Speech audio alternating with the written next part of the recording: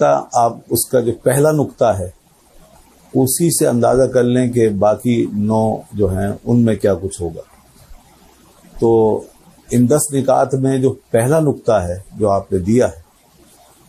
اصلاح معاشرہ کے لیے اور مسلمانوں کی تربیت کے لیے اور امت کی اور اہل سنت و جماعت کی نشست ثانیہ کے لیے جو پہلا نقطہ آپ نے عنایت فرمایا ہے وہ یہ ہے کہ دینی مدارس قائم کیے جائیں،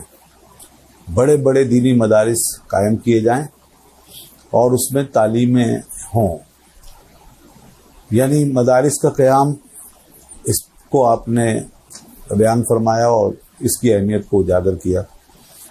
اور وہ بھی چھوٹے موٹے نہیں بلکہ بڑے بڑے مدارس کی بات کی کہ اس کی ضرورت ہے. ایک بڑا مدرسہ یقیناً ایک بہت بڑی سیرابی اپنے اندر رکھتا ہے، اور جتنا بڑا ادارہ ہوگا دین کا اتنے ہی لوگ طلبہ دور و نزدیک سے آ کر وہاں سے علم کا فیض حاصل کر سکیں گے اور زیادہ سے زیادہ اپنی پیاس بجھا سکیں گے. اور جب وہ وہاں سے فارغ ہوں گے بڑی تعداد میں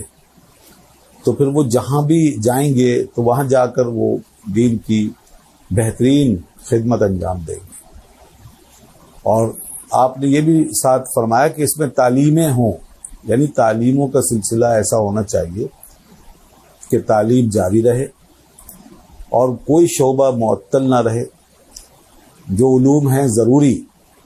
وہ سارے کے سارے پڑھائے جائیں، اور اسی طرح آگے کے نکات